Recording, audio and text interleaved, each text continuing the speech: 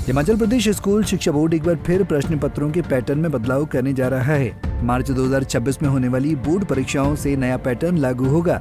प्रश्न पत्र में बहुविकल्पी प्रश्नों MCQ की संख्या 20 से बढ़ाकर 25 से 30 तक की जाएगी।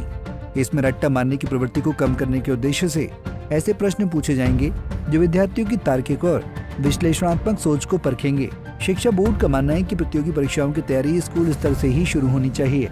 इसी दिशा में बहुविकल्पी प्रश्नों को बढ़ावा देने का निर्णय लिया गया है ताकि विद्यार्थियों की समझ, तर्क क्षमता और विषय पर पकड़ को परखा जा सके। नए पैटर्न में ऐसे सवालों को प्राथमिकता दी जाएगी जो पाठ्य पुस्तक के किसी भी हिस्से से पूछे जा सकते हैं। इसका उद्देश्य छात्रों में गहराई से पढ़ने की आदत डालना और रट्टा मारने की परंपरा को समाप्त करना है। नहीं, देखिए, ये प्रश्न पत्रों के बारे में है।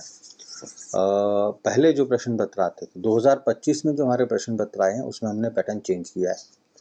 यदि आप उसको ध्यान से देखेंगे तो उसमें जो पहले 20% क्वेश्चन हैं वो मल्टीपल चॉइस या बहुविकल्पीय प्रश्न हैं, और उसके बाद भी जो हमने क्वेश्चन उसमें डाले हैं उसमें बहुत सारे क्वेश्चन, लगभग 20% के करीब ऐसे प्रश्न हैं जो कॉम्पिटेंसी बेस्ड क्वेश्चन हैं या हायर ऑर्डर टेस्टिंग स्किल के क्वेश्चन है, हॉट्स क्वेश्चन उनको बोलते हैं।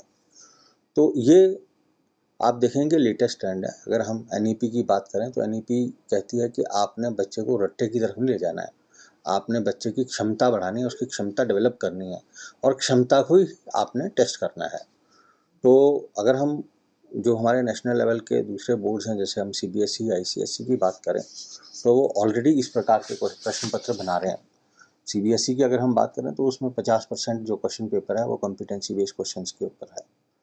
हमने भी इसकी शुरुआत 2025 में कर दी थी। इस बार जो हमारा एग्ज़ाम हुआ उसमें कॉम्पिटेंसी बेस्ड क्वेश्चंस थे, लेकिन CBSE की तर्ज पे हम भी जो हमारे नंबर ऑफ़ क्वेश्चंस हैं प्रश्न पत्रों में उसको हम बढ़ा रहे हैं और हमारी भी मंशा उसको 50% तक ले जाने की है।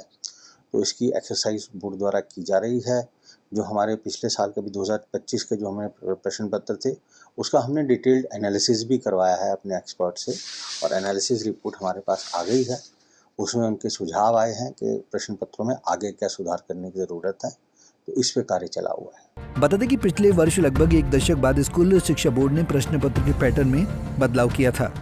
मार्च 2025 की परीक्षाओं में 40% आसान, 35% सामान्य और 25% कठिन प्रश्न पूछे गए। नए पैटर्न में खासकर बहुविकल्पी प्रश्नों को ज्यादा महत्व दिए जाने के लिए विद्यार्थियों, अभिभावकों और शिक्षकों की सकारात्मक प्रतिक्रिया मिली थी। पंजाब केसरी टीवी के लिए धर्मशाला से जिनेश कुमार की रिपोर्ट। हमसे जुड़े रहने के लिए हमारे YouTube चैनल को सब्सक्राइब करें और नई वीडियो की नोटिफिकेशन के लिए बेल आइकॉन को दबाएं।